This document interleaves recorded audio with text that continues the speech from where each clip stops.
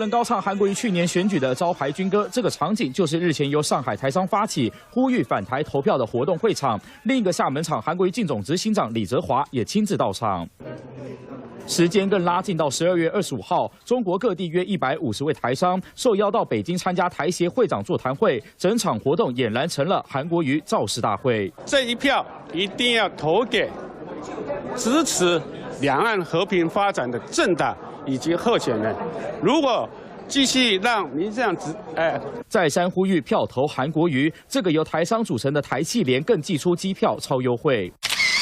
直接公告台商返乡团购机票方案，中国籍12家航空公司统统配合，优惠时间就在投票日1月11号，折扣更是惊人。像是中国国航北京台北来回机票，从台币17000多元下杀到8600元；东航上海台北来回机票也从16000多元变成7700元；南航上海台北来回机票也从1万多元折扣到6000元，几乎通通都是大对折。但还不止如此。